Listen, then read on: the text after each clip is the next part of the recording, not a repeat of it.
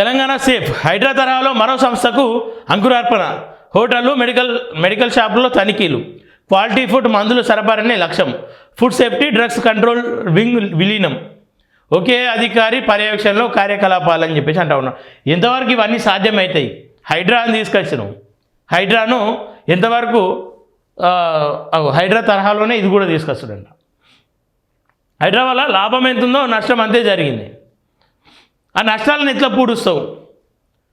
ఒకే అధికారి రంగనాథ్ ఆధ్వర్యంలో అంతా పూర్తి స్థాయిలో జరిగింది కదా.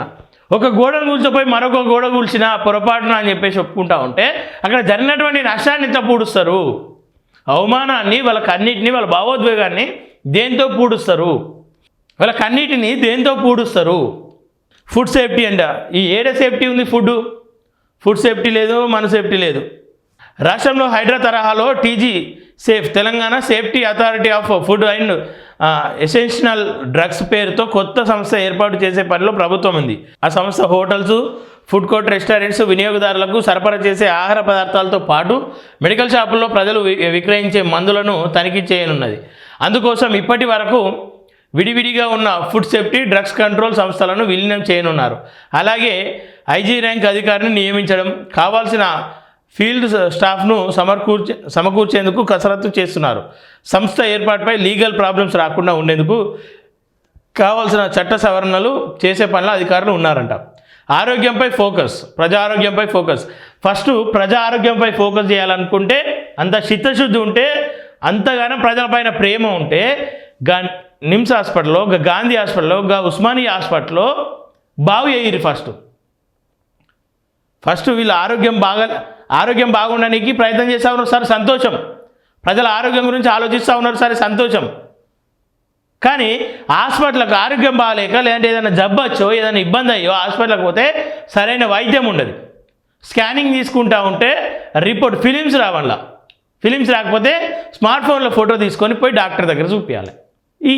ఈ విషయాలను పట్టించుకునే నాదుడు ఉండడు, పట్టించుకునే సందర్భం కనిపించేది. ప్రజల ఆరోగ్యం మంచిగా ఉండాలి, ప్రజలను బాగు చేయాలని చెప్పేసి ఆలోచన ప్రభుత్వం అనుకుంటే ఫస్ట్ హాస్పిటల్లో ఫిలిమ్స్ అంట, రిపోర్ట్స్ వస్తలేవు. స్కానింగ్ కూడా ప్రైవేట్ హాస్పిటల్కి పోతే నిమిషాల వ్యవధిలో అయ్యేది ఆడ గంటల వ్యవధిలో అవుతుంది. ఎందుకు అని చెప్పేసి అంటే చిన్న చూపు. అది ప్రభుత్వ హాస్పిటల్, ఆడికి ఓడతాడు, లేనోడే వస్తాడు కదా. సో మీరు ఆలోచన నుండి బయటపడాలి. ఫస్ట్ దాన్ని బాగు చేయాలి. ఈ మధ్య వివిధ శాఖలో విజిలెన్స్ విభాగాల పనితీరుపై సీఎం సమీక్ష చేసిన సమయంలో ఖరీదైన హోటల్స్, రెస్టారెంట్స్, పబ్బుల్లో అదిరిపోయే ఆహారంపై చర్చ జరిగిందంట. అంటే పెద్ద పెద్ద హోటల్స్, పబ్బులు ఉంటాయి కదా, అందులో పోతారు, ఉన్నోడు పోతాడు. పోయినప్పుడు వానికి ఫుడ్ బాగాలేకపోతే ఎట్లుంటుంది?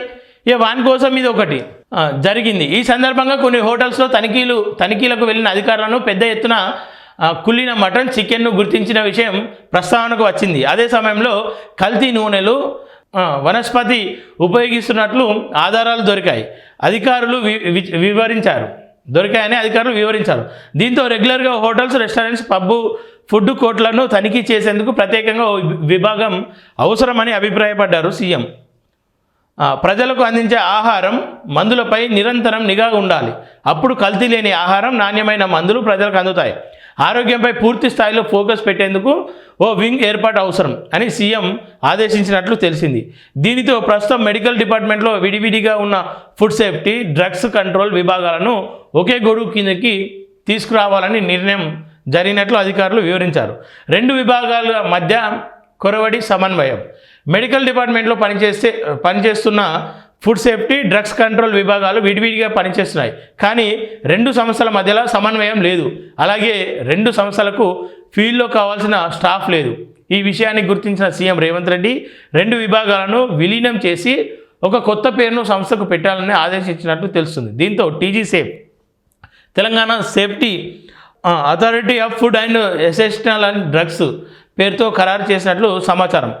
ఒక ఐజీ ర్యాంక్ అధికారి సంస్థ బాధ్యతలు అప్పగించి కావాల్సిన స్టాఫ్ను పోలీస్ శాఖ నుంచి డిప్యుటేషన్ ద్వారా తీసుకోవాలని భావిస్తున్నారు. అయితే రెండు సంస్థల ఏర్పాటు సెంట్రల్ యాక్ట్ ప్రకారం ఏర్పాటయ్యాయి. విలీనం వల్ల న్యాయపరమైన సమస్యలు తలెత్తకుండా ఉండేందుకు కావాల్సిన జాగ్రత్తలు తీసుకునే పనిలో అధికారులు ఉన్నారు. ఇప్పటికే కొన్ని రాష్ట్రాల్లో ఈ 2 రకాల పనులను ఒకే సంస్థ నిర్వహిస్తున్నది. అందుకోసం అక్కడి సంస్థల పనితీరు, అక్కడి చట్టాలను పరిశీలించేందుకు ఒక ప్రత్యేక టీం ఆయా రాష్ట్రాల్లో పర్యటిస్తుందంట. సంతోషం. వీటి వల్ల ఉపయోగం ఎంత ఉందో తెలియదు కానీ, ఎట్లాంటి లాభాలు ఉన్నాయో తెలియదు కానీ, వీళ్ళు అనుకున్న కొత్త టీం పెట్టాలి, అనుకున్న ఫండ్ తీసుకోవాలి, దాని పని అది చేసుకోవాలి. ఇక్కడ ఉన్నటువంటి అధికారులు చిత్తశుద్ధితో ఉంటే, ఇక్కడ ఉన్నటువంటి ఆఫీసర్లు ఎవరైతే కింది స్థాయి నుండి పై స్థాయి దాకా ఉన్నట్టు, ప్రభుత్వాలు మారుతూ ఉంటాయి, ఆఫీసర్లు వాళ్ళ మనస్సాక్షితో పనిచేసి ఉంటే, ఫుడ్ సేఫ్టీలో కావచ్చు, డ్రగ్ సేఫ్టీలో కావచ్చు, మందుల అమ్మకాల్లో కావచ్చు, ఇవన్నిట్లో కూడా న్యాయపరమైనటువంటి పని చేసి ఉంటే, వాళ్ళ మనస్సాక్షితో పని చేసి ఉంటే అనేక మార్పులు తీసుకొస్తుండే.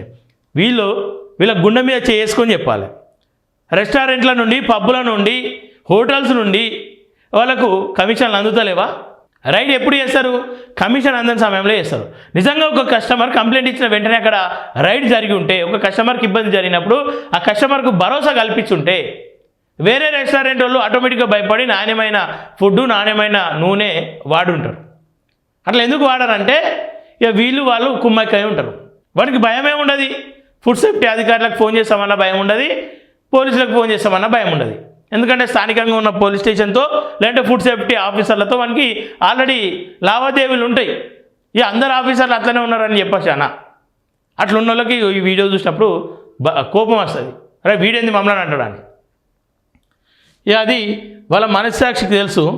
ఈ ప్రభుత్వం ఎన్ని ఏర్పాట్లు చేసినా అధికారులు, ఆఫీసర్లు సరిగ్గా లేనంత కాలం ఎవరు ఎన్ని కమిటీలు వచ్చినా, ఎంతమంది వచ్చినా, ఎన్ని ప్రయోగాలు చేసినా ఉట్టిదే అవుతుంది.